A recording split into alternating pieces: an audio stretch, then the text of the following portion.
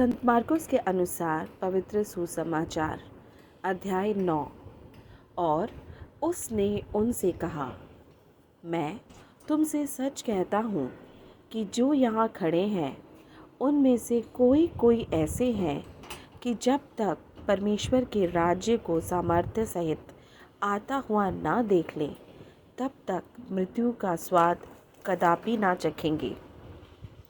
6 दिन के बाद यीशु ने पतरस और याकूब और यूहन्ना को साथ लिया और एकांत में किसी ऊंचे पहाड़ पर ले गया और उनके सामने उसका रूप बदल गया और उसका वस्त्र ऐसा चमकने लगा और यहाँ तक अति उज्जवल हुआ कि पृथ्वी पर कोई धोबी भी वैसा उज्जवल नहीं कर सकता।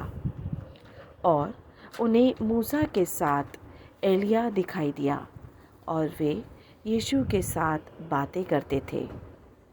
इस पर पतरस ने यीशु से कहा, हे रब्बी, हमारा यहाँ रहना अच्छा है, इसलिए हम 3 मंडप बनाएं, एक तेरे लिए, एक मूसा के लिए और एक एलिया के लिए। क्योंकि वह ना जानता था कि क्या उत्तर दे, इसलिए कि वे बहुत डर गए थे। तब एक बादल ने उन्हें छा लिया और उस बादल में से यह शब्द निकला कि यह मेरा प्रिय पुत्र है, उसकी सुनो। तब उन्होंने यकायक चारों ओर दृष्टि की और यीशु को छोड़ अपने साथ और किसी को ना देखा। पहाड़ से उतरते हुए उसने उन्हें आज्ञा दी कि जब तक मनुष्य का पुत्र मरे हुओं में से जी ना उठे तब तक जो कुछ तुमने देखा है वह किसी से ना कहना। उन्होंने उस बात को स्मरण रखा और आपस में वाद विवाद करने लगे कि मरे हुओं में से जी उठने का क्या अर्थ है। और उन्होंने उससे पूछा, शास्त्री क्यों कहते हैं कि एलिया का पहले आना अवश्य है? उसने उन्हें उत्तर दिया कि एलिया सचमुच पहले आकर सब कुछ सुधारेगा, परंतु मनुष्य के पुत्र के विषय में यह क्यों लिखा है कि वह बहुत दुख उठाएगा और तुच्छ गिना जाएगा। परंतु मैं तुमसे कहता हूँ कि एलिया तो आ चुका और जैसा उसके विषय में लिखा है उन्होंने जो कुछ चाहा उसके साथ किया। और जब वह चेलों के पास आया तो देखा कि उनके चारों ओर बड़ी भीड़ लगी है और शास्त्री उनके साथ विवाद कर रहे हैं। और उसे देखते ही सब बहुत ही आश्चर्य करने लगे और उसकी ओर दौड़कर उसे नमस्कार किया। उसने उनसे पूछा, तुम इनसे क्या विवाद कर रहे हो? भीड़ में से एक ने उसे उत्तर दिया कि हे गुरु, मैं अपने पुत्र को जिसमें गूंगी आत्मा समाई है तेरे पास लाया था।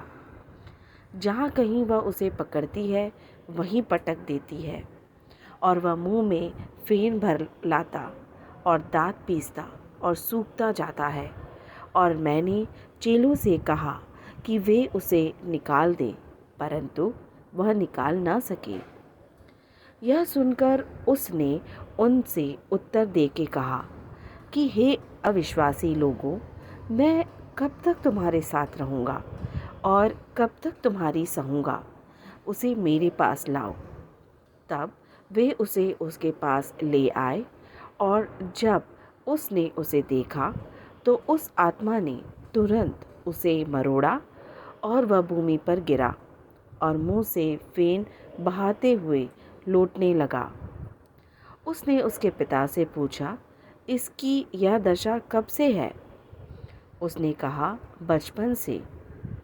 उसने इसे नाश करने के लिए कभी आग और कभी पानी में गिराया, परंतु यदि तू कुछ कर सके तो हम पर तरस खाकर हमारा उपकार कर। यीशु ने उससे कहा, यदि तू कर सकता है, क्या बता है, विश्वास करने वालों के लिए सब कुछ हो सकता है।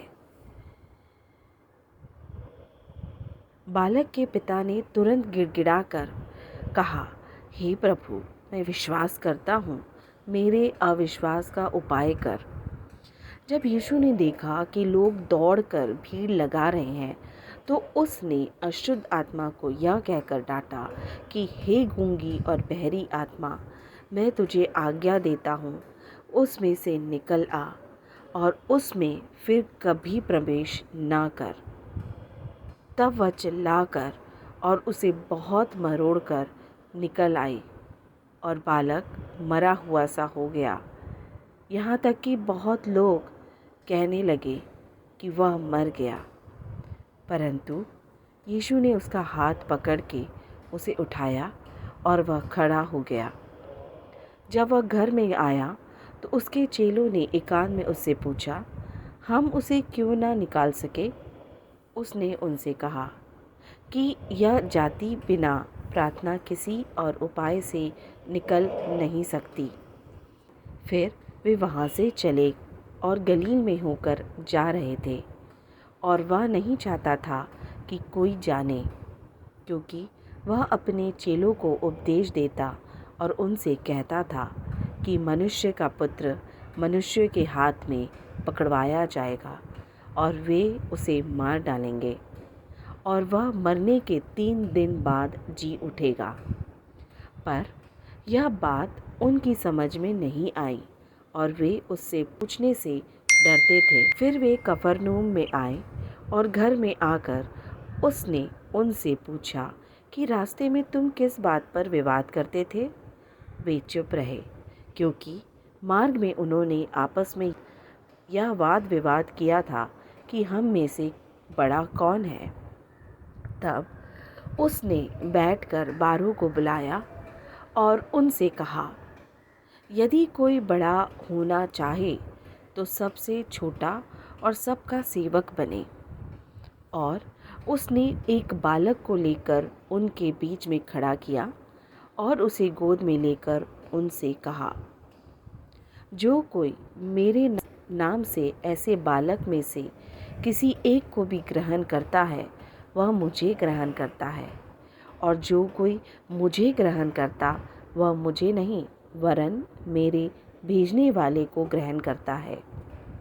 तब यूहन्ना ने उससे कहा, हे गुरु, हमने एक मनुष्य को तेरे नाम से दुष्ट आत्माओं को निकालते देखा और हम उसे मना करने लगे, क्योंकि वह हमारे पीछे नहीं हो लेता था।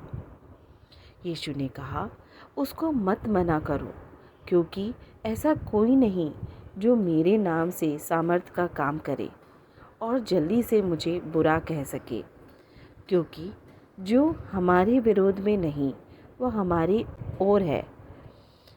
जो कोई एक कटोरा पानी तुम्हें इसलिए पिलाए कि तुम मसीह के हो, तो मैं तुमसे सच कहता हूँ कि वह अपना प्रतिफल किसी रीति से ना खोएगा।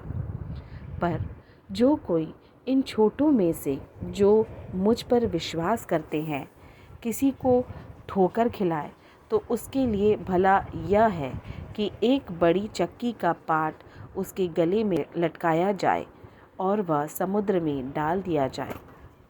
यदि तेरा हाथ तुझे ठोकर खिलाए तो उसे काट डाल।